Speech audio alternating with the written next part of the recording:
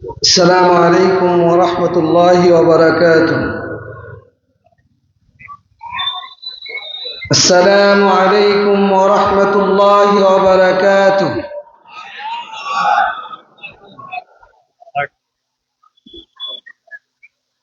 الحمد لله وحده، الصلاة والسلام على من لا نبي بعده. أما بعد، أعوذ بالله من الشيطان الرجيم. يا أيها الذين آمنوا اتقوا الله حق تقاته ولا تموتن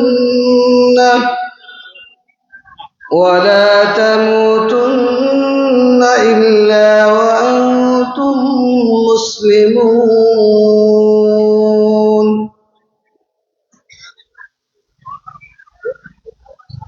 আলহামদুলিল্লাহ, প্রশংসা সেই মহান আল্লাহ রাব্বুল আলামিনের জন্য, যার অশেষ অনুগ্রহে বাংলাদেশ আহলে হাদিস তাবলীগ ইসলামের উদ্যোগে 44তম জাতীয় ইজতেমা ধানীখোলা ঐতিহাসিক মিলন সমাজ মাঠে যে মহান রব আমাদেরকে উপস্থিত হওয়ার তৌফিক দান করেছেন, তার শুকরিয়া আদায় করি আলহামদুলিল্লাহ।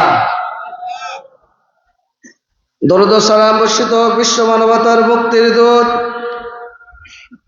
যার আগমনে বিশ্ব থেকে বিদায় নিয়েছিল অন্যায়, অত্যাচার, জুলুম, ব্যভিচার, যার আদর্শ বাস্তবায়ন করার জন্য আমাদের এই প্রচেষ্টা, মুহাম্মদুর রাসূলুল্লাহ সাল্লাল্লাহু আলাইহি ওয়াসাল্লাম। আল্লাহর শুকরিয়া আদায় করার পর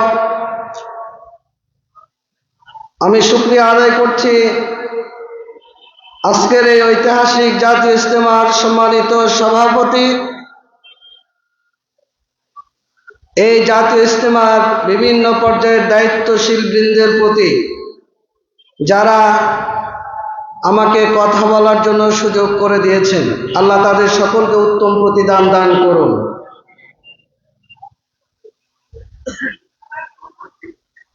আজকে আমরা সংক্ষিপ্ত পরিসরে যে বিষয় নিয়ে আলোচনা করব সেটি হলো আমাদের জীবনের সবচেয়ে গুরুত্বপূর্ণ অংশ, অভ্রান্ত সত্যের চূড়ান্ত উৎস, আমাদের সার্বিক জীবনের যেটা সংবিধান, সেটার নাম কি? আল কোরআন। আল কোরআনের অলৌকিক মাহাত্ম্য।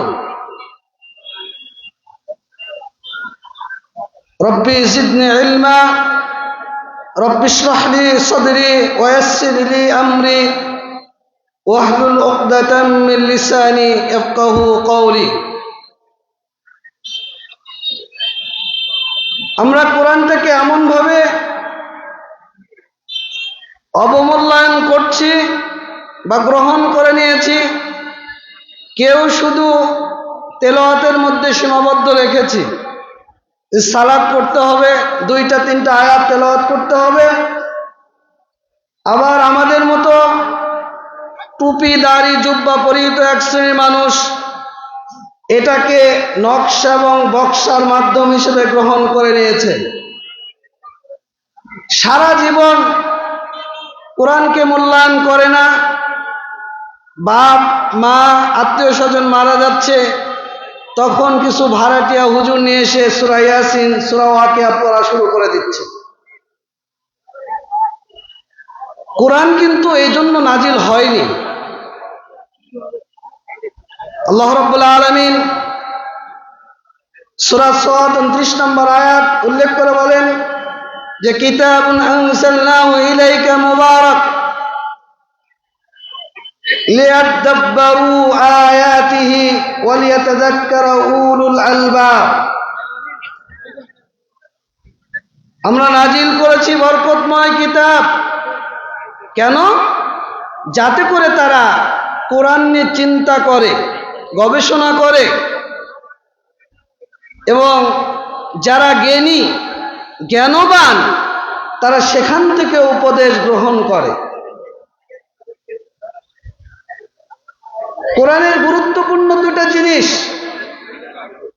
একটি হলো গবেষণা করে সার্বিক জীবনে এই সংবিধানকে বাস্তবায়ন করা, আর একটি দিক হলো আপনার জীবনটা কোরআনের সাথে, তেলাওয়াতের সাথে সম্পৃক্ত করা।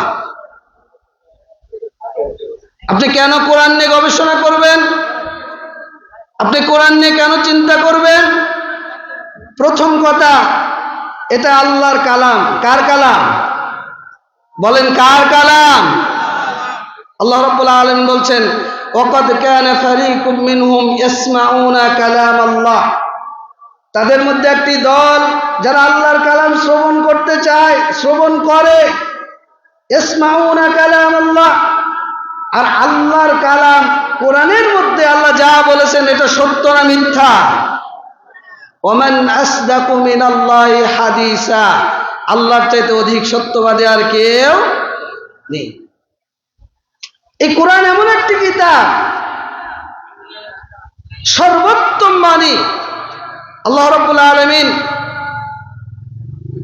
বলছেন যে আল্লাহু নাযালা আহসানাল হাদিস, সূরা জুমা 23 নম্বর আয়াত, আল্লাহ নাজিল করেছেন সর্বোত্তম বাণী। রাসূলুল্লাহ সাল্লাল্লাহু আলাইহি সাল্লাম বলেছেন, সহিহ মুসলিমের 867 নম্বর হাদিস, ফা ইন্না খায়রাল হাদিসি কিতাবুল্লাহ, সবচেয়ে উত্তম বাণী হলো আল্লাহর কিতাব। এটা এমন সুন্দর বাণী, এমন সর্বোত্তম বাণী, যে বাণীর মধ্যে কোনো সন্দেহ নেই, যে বাণীর মধ্যে কোনো সংশয় নেই, যে বাণীর মধ্যে কোনো অস্পষ্টতা নেই। আল্লাহ রাব্বুল আলামিন কিতাবের শুরুতেই, তার কালামের শুরুতেই ঘোষণা করেছেন, লা রাইবা ফি, যার মধ্যে কোনো সন্দেহ নেই। এটা এমন একটা কিতাব, হুদাল্লিল মুত্তাকিন, হুদাল্লিন নাস, এটা মানুষের জন্য হিদায়াত, এটা মুত্তাকিদের জন্য হিদায়াত। আল্লাহ রাব্বুল আলামিন কোরআনকে মুত্তাকিদের জন্য খাস হিদায়াত উল্লেখ করেছেন। সাধারণ মানুষের জন্য হিদায়াত, কিন্তু খাস করে মুত্তাকিদের জন্য। এজন্য সালাফগণ হিদায়াতকে দুই ভাগে বিভক্ত করেছেন। একটা হলো হিদায়াতুত তৌফিক ওয়াল ইন্তিফা, যেটা সরাসরি আল্লাহর পক্ষ থেকে আসে, আর একটা হলো হিদায়াতুল ইরশাদ ওয়াত তিবিয়ান, সত্য পথ প্রদর্শনের হিদায়াত, যেটা আপনাকে আমি দেখাতে পারি। নবী রাসূলগণ দেখিয়েছেন, সালাফগণ দেখিয়েছেন যে আপনি টাকনুর নিচে কাপড় পরবেন না, আপনি সুদ খাবেন না, আপনি জিনা ব্যভিচার করবেন না, আপনি হত্যা করবেন না, আপনি রাহাজানি করবেন না। এই হিদায়াতের পথ তারা আমাদেরকে দেখিয়েছে। আপনিও আমাকে দেখান, আমিও আপনাকে দেখাই। কিন্তু আল্লাহর সন্তুষ্টি মূলক কাজ, চিন্তা চেতনা আপনার মধ্যে যদি থাকে, আপনার মধ্যে যদি আল্লাহ ভীতি থাকে, তাকওয়া থাকে, খুলুসিয়াত থাকে, তাহলে হিদায়াতুত তৌফিক, যেটা আল্লাহর পক্ষ থেকে আসে, এটা আপনার জন্য জুটবে। এজন্য আল্লাহ কোরআনকে বলেছেন হুদাল্লিল মুত্তাকিন। এটা এমন একটা আলো, যে আলো আপনাকে অন্ধকার থেকে আলোর পথে বের করবে। আল্লাহ রাব্বুল আলামিন সূরা মারিয়াম 14 এবং 15 নম্বর আয়াত উল্লেখ করে বলেন যে কদ জাআকুম মিনাল্লাহি নূরুন ওয়া কিতাবুম মুবিন ইয়াহদি বিহিল্লাহ মান ইত্তাবা রিসওয়ানাহু সুবুলাস সালাম।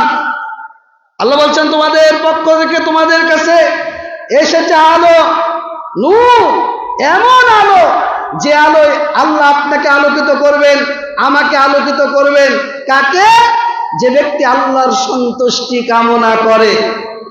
যে আল্লাহর সন্তুষ্টি কামনা করে না, তার জন্য কোরআন হেদায়েত নয়, তার জন্য হেদায়েতুত তৌফিক নয়।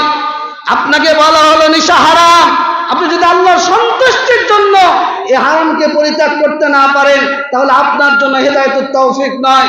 আপনি জানেন জেনা হারাম, ব্যভিচার হারাম, হত্যা হারাম, রাহাজানি হারাম, চাঁদাবাজি হারাম, লুটতরাজ হারাম।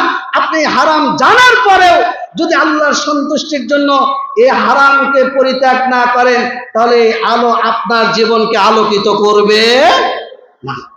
قد جاءكم من الله نور وكتاب مبين يهدي به الله من اتبع رضوانه سبل السلام। যে আল্লাহর সন্তুষ্টি কামনা করে আল্লাহ তাকে শান্তির পথে পরিচালিত করেন। আলহামদুলিল্লাহ। এরপরে আল্লাহ কি করেন?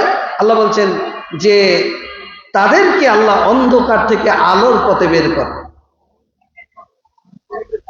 এই কোরআন এমন একটি কিতাব, আল্লাহ রাব্বুল আলামিন বলছেন ওয়াবাইনাতিম মিনাল হুদা ওয়াল ফুরকান, হিদায়াতের সুস্পষ্ট বর্ণনা, সত্য এবং মিথ্যার পার্থক্যের মানদণ্ডকারী। আল কোরআনকে আল্লাহ ফুরকান বলেছেন লিআন্নাহু ইফাররিকু বাইনাল হক ওয়াল বাতিল। কোরআন এমন একটি কিতাব, আল্লাহর এমন কালাম, যে কালাম সত্য এবং মিথ্যার মধ্যে পার্থক্য করে দেয়। কোনটা হক, কোনটা বাতিল, কোনটা সত্য, কোনটা মিথ্যা, কোনটা ন্যায়, কোনটা অন্যায়, কোনটা জান্নাতের পথ, কোনটা জাহান্নামের পথ, কোনটা সিরাতে মুস্তাকিম আর কোনটা সিরাতে শয়তান, আপনাকে সুস্পষ্টভাবে ব্যাখ্যা করে দেয়, বর্ণনা করে দেয়, যে বর্ণনার ভিত্তিতে আপনাকে আল্লাহ রাব্বুল আলামিন সিরাতে মুস্তাকিমের উপর পরিচালিত করেন। কোরআন এমন একটি কিতাব, আল্লাহ রাব্বুল আলামিন বলছেন আনজালনা ইলাইকাল কিতাব বিল হক মুসাদ্দিকাল লিমা বাইনা ইয়াদাইহি মিনাল কিতাব ওয়া মুহাইমিনান আলাইহি। সূরা মাইদা 48 নম্বর আয়াত। আল্লাহ রাব্বুল আলামিন বলেন আনজালনা ইলাইকাল কিতাব, আমরা তোমার কাছে নাজিল করেছি কিতাব, সেটা কি? বিল হক, সত্য সহকারে। মুসাদ্দিকাল লিমা বাইনা ইয়াদাইহি, শুধু সত্য সহকারে নয়, পূর্ববর্তী যত কিতাব এসেছিল, যত ওহী এসেছে, আদম আলাইহিস সালাম থেকে শুরু করে প্রত্যেকটা নবী রাসূলের ওহীর হলো সংরক্ষক, সত্যায়নকারী। ওয়া মুহাইমিনান আলাইহি, প্রত্যেকটা ওহীর সংরক্ষক হলো আল কোরআন। এটা এমন একটা কিতাব, আল্লাহ রাব্বুল আলামিন বলছেন ওয়া ইন্নাহু লাকিতাবুন আজিজ, এটা হলো সম্মানিত কিতাব। লা ইয়াতিল বাতিল মিন বাইনি ইয়াদাইহি ওয়ালা মিন খালফিহি, যার সামনে দিক থেকে পিছন দিক থেকে কোনো বাতিল এতে প্রবেশ করতে পারে না, অপশন নেই, কোনো বাতিল প্রবেশ করার কোনো সুযোগ নেই। কোরআন শুধু নকশা বক্সার জন্য নয়, যারা নকশা বক্সা শুধু তেলাওয়াতের মধ্যে সীমাবদ্ধ রেখেছেন তাদের জন্য আজকে আলোচনা।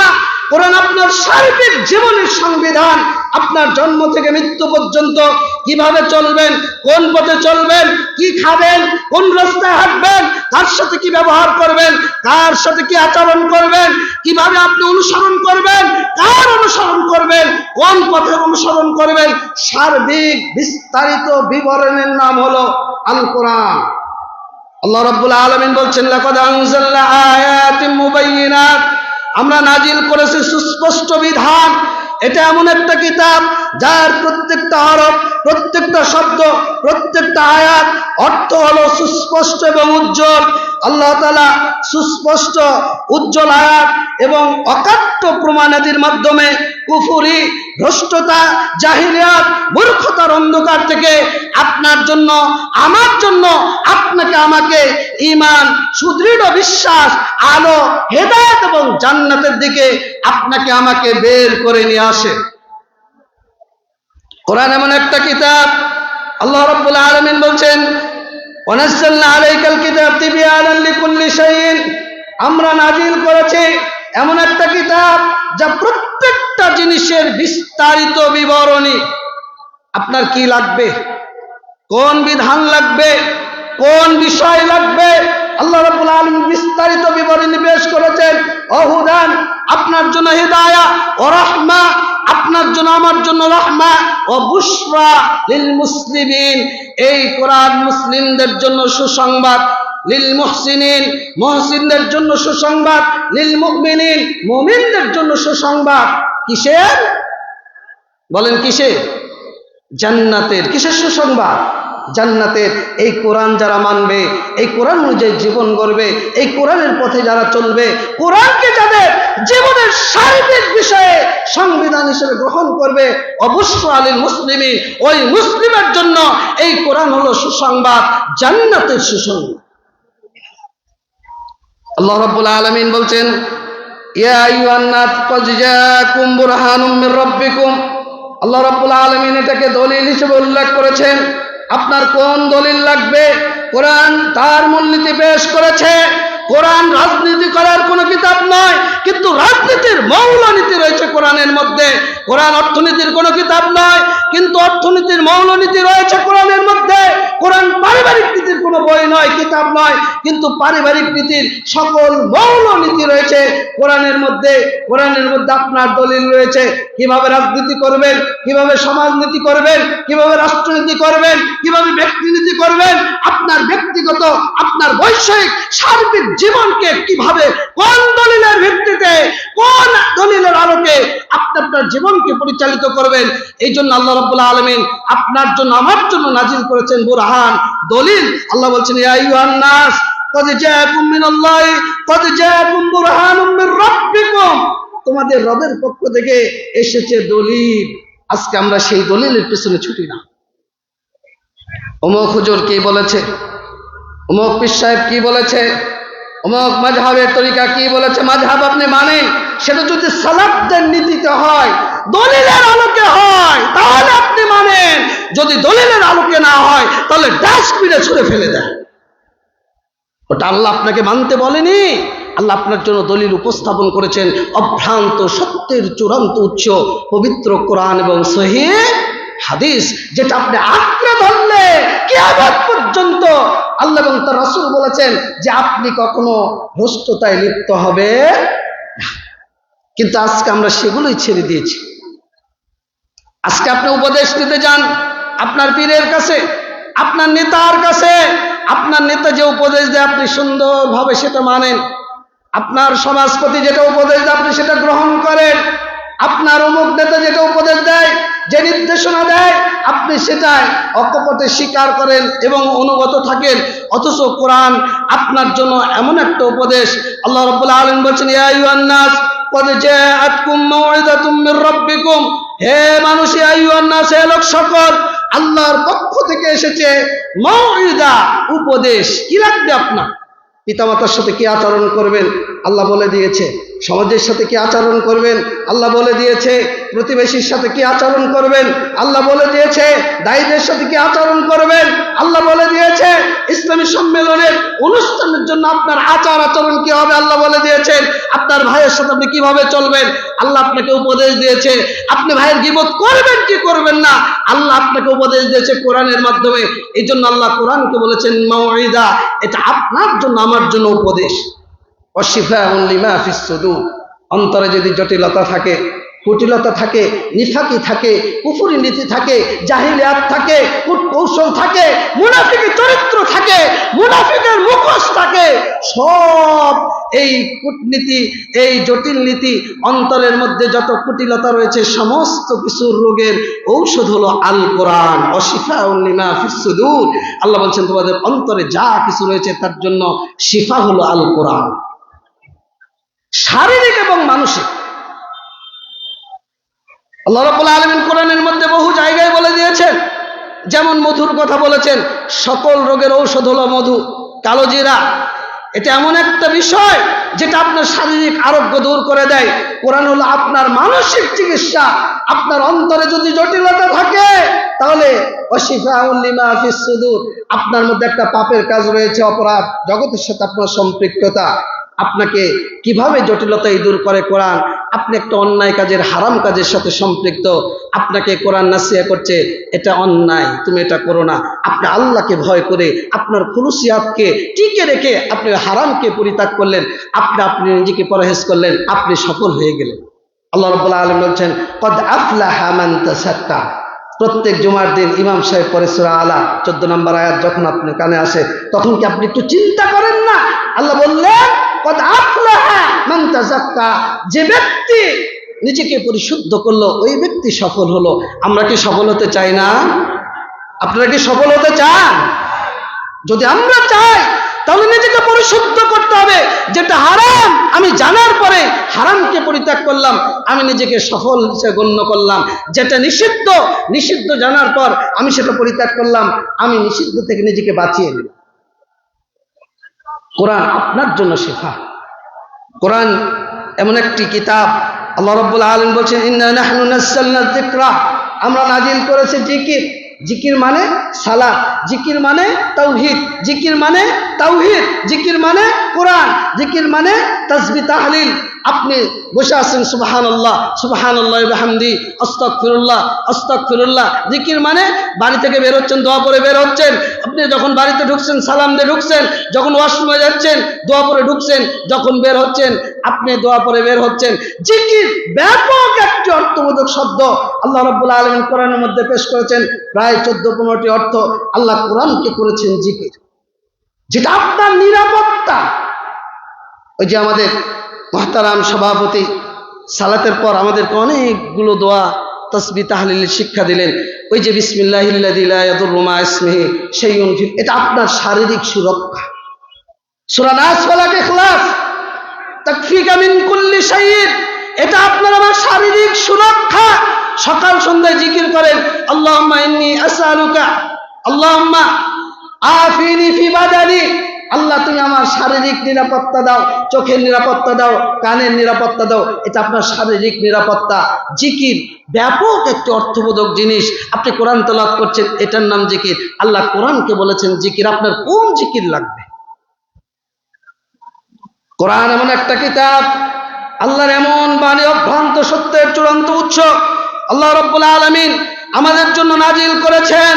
যে কোরআনকে বাদ দিয়ে আজকে আমরা মানুষের দ্বারে দ্বারে করছি, মানুষের তৈরি মতবাদ তৈরি করছি, তার অন্বেষণ করছি, সেটাকে আমার জীবনে বাস্তবায়ন করার চেষ্টা করছি। আল্লাহর অভ্রান্ত সত্যের উৎস, চূড়ান্ত উৎস আল কোরআনকে আজকে আমরা ছেড়ে দিয়ে মানুষের তৈরি মতবাদ, মানুষকে প্রভু করে, মানুষকে মাহবুদ করে আজকে তাদের অন্ধ অনুকরণ অনুসরণ করে চলছি। অথচ আল্লাহ রাব্বুল আলামিন আপনার জন্য আমার জন্য বিস্তারিত কিতাব নাজিল করেছেন। কি লাগবে আপনার? কেন আল্লাহকে বাদ দিয়ে আপনি অন্যকে প্রভু হিসেবে গ্রহণ করলেন? কেন আপনি আল্লাহকে বাদ দিয়ে অন্যকে হাকাম হিসেবে আপনি গ্রহণ করলেন? আল্লাহ রাব্বুল আলামিন তার রাসূলকে জানিয়ে দিচ্ছেন সূরা আনাম 114 নম্বর আয়াত, যে নবী আপনি বলে দিন আফা গায়রাল্লাহি আবতাগি হাকামান, আমি কি আল্লাহকে বাদ দিয়ে অন্য কাউকে বিধানদাতা তালাশ করব? হে নবী আপনি বলে দিন যে আমি কি আল্লাহকে বাদ দিয়ে, আয়াতটা ভালো করে বোঝেন, আমি কি আল্লাহকে বাদ দিয়ে অন্য কাউকে হাকাম? আল্লাহর একটি নাম হলো আল হাকাম। আল হাকাম মানে বিধানদাতা। আমাদের বিধানদাতা কে? সবাই বলেন আমাদের বিধানদাতা কে? আল্লাহ। তো নবীকে বলছেন হে নবী আপনি বলুন যে আল্লাহকে বাদ দিয়ে আমি অন্য কাউকে বিধানদাতা তালাশ করব? ওহু আল্লাযী আনসালা ইলাইকুমুল কিতাবা মুফাসসালান, অথচ তিনি সেই সত্তা যিনি তোমাদের উপর, তোমাদের জন্য নাজিল করেছেন বিস্তারিত বিবরণী কিতাব। মানে আল্লাহ রাব্বুল আলামিন কোরআন এমন একটা বিস্তারিত বিবরণী কিতাব, যা বিস্তারিত প্রকাশকারী বিশদ বিবরণী গ্রন্থ। এর মধ্যে কোনো অস্পষ্টতা নেই, এর মধ্যে কোনো দুর্বলতা নেই, এর মধ্যে কোনো রহস্য নেই, এর মধ্যে কোনো অনিশ্চয়তা নেই, এর মধ্যে কোনো ত্রুটি নেই, এর মধ্যে কোনো খুঁত নেই। হালাল হারাম, শরীয়তের আহকাম, দ্বীনের মূলনীতি, দ্বীনের উসুল, শাখার প্রত্যেকটা শাখার স্পষ্ট এবং পরিষ্কার বিবরণী। কোরআনের চেয়ে স্পষ্ট বর্ণনা, দলিল, বিধান পৃথিবীতে আর কোথাও নেই। তাহলে আপনি সেটাকে বাদ দিয়ে কেন ইখতিলাফের মধ্যে পড়ে গেলেন? আমি তো এক উম্মত ছিলাম, ঐক্যবদ্ধ জাতি ছিলাম, তাওহীদের উপর ছিলাম। যেই দিন আল্লাহ রাব্বুল আলামিন রূহ জগৎকে লক্ষ্য করে বললেন আলাস্তু বিরাব্বিকুম, আমি কি তোমাদের প্রতিপালক নয়? সেই দিন তো সকলেই সমস্যায় বলেছিলাম ক্বালু বালা, আমরা বলেছিলাম যে হ্যাঁ আমাদের প্রতিপালক কে? বলেন আমাদের প্রতিপালক কে? বিধানদাতা কে? আইনদাতা কে? রিজিকদাতা কে? আমরা এই তাওহীদের উপর ঐক্যবদ্ধ ছিলাম, এক উম্মত ছিলাম। কিন্তু শয়তান সুযোগ মতে যখন যে পরিস্থিতি তৈরি করতে হয় আপনার জন্য আমার জন্য, এই পরিস্থিতি তৈরি করে এই তাওহীদ থেকে বের করে বিভিন্ন অপকর্মের সাথে আপনাকে আমাকে জড়িয়ে ফেলেছে। আল্লাহ রাব্বুল আলামিন হাদিসে কুদসি, আল্লাহ রাব্বুল আলামিন খালাকতু ইবাদি হুনাফা ফাতাতহুমুশ শায়াতিন। আল্লাহ রাব্বুল আলামিন বলেছে, আমি আমার উম্মতকে তাওহীদের উপর সৃষ্টি করেছি, একত্বের উপর। শয়তান তাদের নিকট আগমন করেছে এবং তাদেরকে দিন থেকে বের করে নিয়ে চলে গেছে। যখন যে পরিস্থিতি প্রয়োজন আপনাকে আমাকে শয়তান সেই পরিস্থিতি তৈরি করে দিয়েছে। নূহ আলাইহিস সালামের সময় ভালো মানুষ যখন মারা গেল, উম্মতের সামনে ভালো মানুষগুলোকে এমন ভাবে শয়তান উপস্থাপন করলো, তারা তো ভালো মানুষ ছিল, মরে গেছে, তোমরা কি করো, তাদের আকৃতি তৈরি করো। আকৃতি তৈরি করা হলো, ওই জাতি তাদের ব্যাপারটা ভুলে গেল। পরবর্তী প্রজন্ম তাদের মূর্তি পূজা শুরু করে দিল। মুসা আলাইহিস সালামের সময় গোবৎসের পূজা শুরু করলো। ইব্রাহিম আলাইহিস সালামের সময় মূর্তি পূজা, সূর্য পূজা, নক্ষত্র পূজা, তারকা পূজা শুরু হয়ে গেল। আমাদের সময় মূর্তি পূজা, রাসূলের সময় মূর্তি পূজা। আমাদের সময় আপনি মুসলমানের বাচ্চা, আমি মুসলিমের সন্তান, আপনাকে যদি বলা হয় আপনি আহলে হাদিস সন্তান, আপনাকে যদি বলা হয় যে পীরের দরবারে গিয়ে অথবা কবরে গিয়ে একটু সিজদা করে আল্লাহর কাছে কিছু চাও বা কবরবাসীর কাছে কিছু চাও, আপনি চাইবেন? বুঝাতে পারিনি, আপনি চাইবেন? চাইবেন না। কিন্তু আপনার স্কুলে ওই যে পাথর দিয়ে মূর্তি, পাথর দিয়ে, মাটি দিয়ে, তারপরে সিমেন্ট দিয়ে আপনার জন্য একটা খাম্বা তৈরি করেছে। আপনি খাম্বার নিকট পুষ্পস্তবক দিয়ে যে মাথাটা অর্পণ করে 1 মিনিট নীরবতা পালন করছেন। শিখা অনির্বাণ, শিখা চিরন্তন। আপনার নেতা মরে গেছে, আপনার নেতা আপনাকে বলেনি যে আমার কবরে গিয়ে পুষ্পস্তবক অর্পণ করো। শয়তান আপনার জন্য পরিবেশটা এমন ভাবে তৈরি করে দিয়েছে, আপনাকে দিন থেকে শিখকে তাওহীদ থেকে বের করে নিয়ে চলে গেছে। আপনি নেতার মাজারে গিয়ে, কবরে গিয়ে একটা পুষ্পস্তবক অর্পণ করে 1 মিনিট মাথাটা নীরব করে, নত করে আপনি নীরবতা পালন করছেন। অথচ এই নীরবতা পাওয়ার হকদার কে? এ হকদার কে? শয়তান বিভিন্ন সময় পরিস্থিতি আপনার সামনে এমন ভাবে উপস্থাপন করেছে, আমি যদি আপনাকে বলি আমাকে সিজদা করেন, আপনি করবেন না। আজকে সম্মানিত সভাপতি যদি আপনাকে বলে আজকে আমি প্রধান, আমাকে সিজদা করতে হবে, আপনি করবেন না। কিন্তু মনে করেন সভাপতি এমন একটা কর্ম করে পড়লেন, এমন একটা কাজ করলেন, এমন একটা বিদআত চালু করলেন, আপনি ভালোবেসে সভাপতির সাথে সেই বিদআতটা আপনিও চালু করলেন। সীমা আসিয়াতিল্লাহ, আপনি তাকে রব হিসেবে গ্রহণ করলেন। আল্লাহ রাব্বুল আলামিন বলেছেন, ইত্তাখাযু আহবারাহুম ওয়া রুহবানাহুম আরবাবাম মিন দুনিল্লাহ ওয়াল মাসীহ ইবনে মারইয়াম। ইহুদি খ্রিস্টানরা তাদের ধর্মনেতা, সমাজ নেতাকে রব হিসেবে গ্রহণ করেছে এবং ঈসা আলাইহিস সালামকে। অথচ তারা আদিষ্ট হয়েছে। ইবাদতের সত্যিকার হকদার কে? সত্যিকার হকদার কে? আদী ইবনে হাতিম আল্লাহ রাসূলের কাছে উপস্থিত। আল্লাহ রাসূল লাসনা না'বুদুহুম, আমরা তো তাদের ইবাদত করি না, আর ইবাদতে যদি না করি তাহলে রব মানলাম কি করে? আল্লাহ রাসূল বলেন, আলাইসা ইউহাররিমুনা মা হাল্লাল্লাহু ফাতুহাররিমুনাহু ওয়া তুহিল্লুনা মা হারামাল্লাহু ফাতাস্তাহিল্লুনাহু।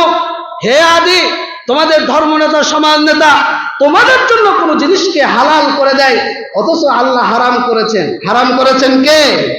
আল্লাহ। কিন্তু ধর্ম নেতা, সমাজ নেতা, রাষ্ট্র নেতা সে জিনিসকে হালাল করে দিয়েছে, ফলে তোমরা সেটাকে হালাল হিসেবে মেনে নিয়েছো। আল্লাহ যেটাকে হারাম করেছে, তোমাদের নেতারা সেটাকে হারাম করে দিয়েছে, তোমরা মেনে নিয়েছো। অথবা তোমাদের নেতারা হারাম করে দিয়েছে, আল্লাহ সেটাকে হালাল করে দিয়েছে। তখন আদী বলছেন, ওয়ালা বালা, আল্লাহ রাসূল এ কথা ঠিক। আল্লাহ রাসূল বললেন, ফাতিলকা ইবাদাতুহুম, আদী এটাই হলো তাদের ইবাদত করা, এটাই হলো তাদের ইবাদত করা।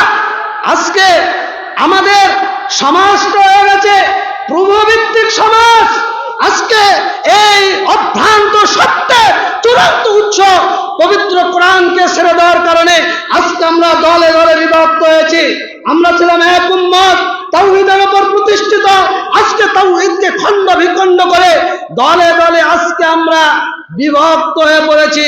আল্লাহর এই সিদ্ধান্ত, আল্লাহর এই সংবিধানকে ছুঁড়ে ফেলে মানুষের তৈরি, মানুষের রচিত মতবাদকে মেনে নেওয়ার কারণে আজকে আমরা সমাজ থেকে, রাষ্ট্র থেকে আমরা বিভিন্ন যে যার উদ্দেশ্য নিয়ে আজকে আমরা দলে দলে বিভক্ত হয়ে পড়েছি। অথচ আমরা ছিলাম এক উম্মত। গণতন্ত্র আপনার জন্য, আমার জন্য প্রভু তৈরি করেছে যে প্রভুত্ববাদী সংগঠন, একটি মতবাদ। আপনি আমার প্রভু, আমি আপনার প্রভু। আর ধর্মনিরপেক্ষতাবাদ আপনাকে আমাকে ধর্ম থেকে বিচ্ছিন্ন করে ফেলেছে, জাতীয়তাবাদ আপনাকে আমাকে জাতিগতভাবে পৃথক করে দিয়েছে।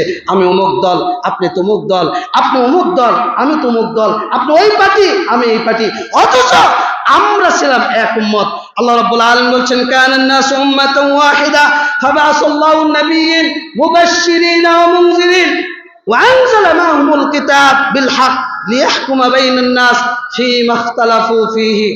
আল্লাহ রাব্বুল আলামিন বলছেন, কানান নাসু উম্মাতান ওয়াহিদা, মানুষ ছিল এক উম্মত, ফাবাআসাল্লাহু নাবিয়্যিন মুবাশশিরিনা ওয়া মুনযিরিন, অতঃপর আল্লাহ রাব্বুল আলামিন নবী রাসূল পাঠালেন সতর্ককারী, সুসংবাদ দানকারী, ওয়া আনজালা মা'হুমুল কিতাব বিল হক, সত্য সহকারে তাদের উপর নাজিল করলেন কিতাব, লিয়াহকুমা বাইনান নাস, মানুষের মধ্যে সংবিধান, মানুষের মধ্যে ফায়সালা করে দেওয়ার জন্য, ফীমা ইখতালাফু ফীহি, আপনার মধ্যে আমার মধ্যে যে ইখতিলাফগুলো রয়েছে, আজকে মুসলিমদের মধ্যে কেন ইখতিলাফ থাকবে?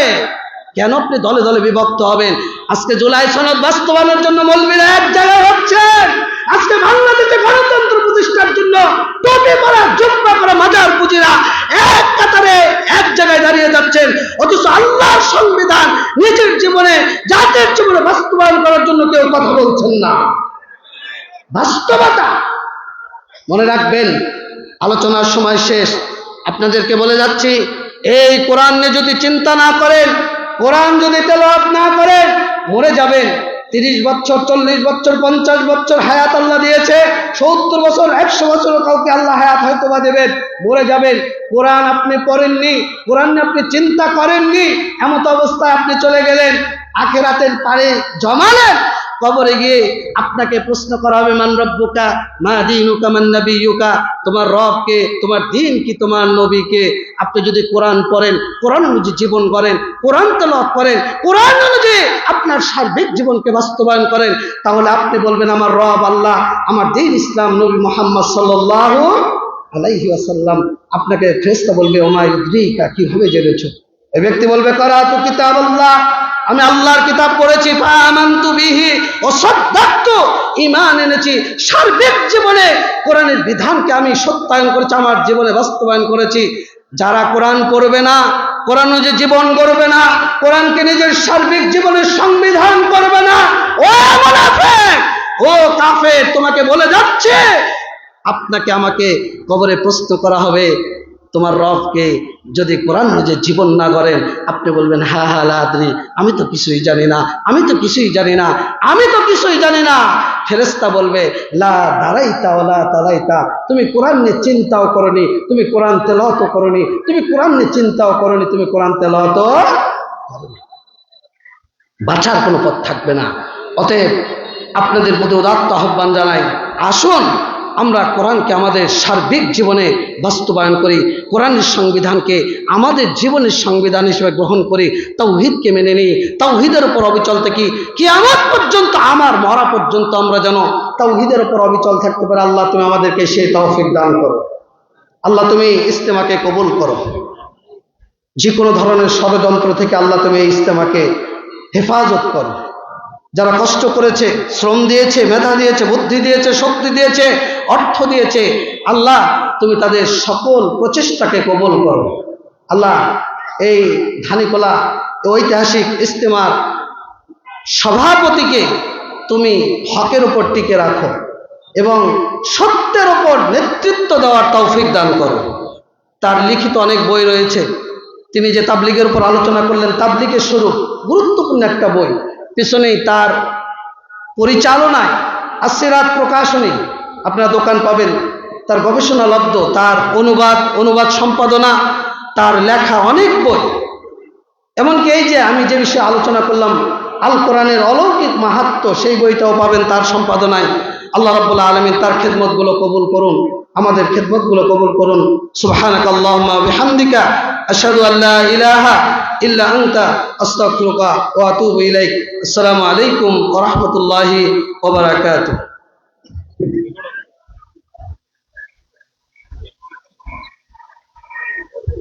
আলহামদুলিল্লাহ।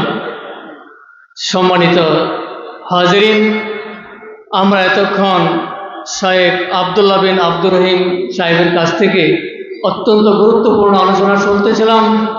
আল্লাহ রাব্বুল আলামিন তাকে যেন বেশি বেশি করে দিনী খেদমত করার তৌফিক দান করেন, সবাই বলে আমিন। সম্মানিত উপস্থিতি,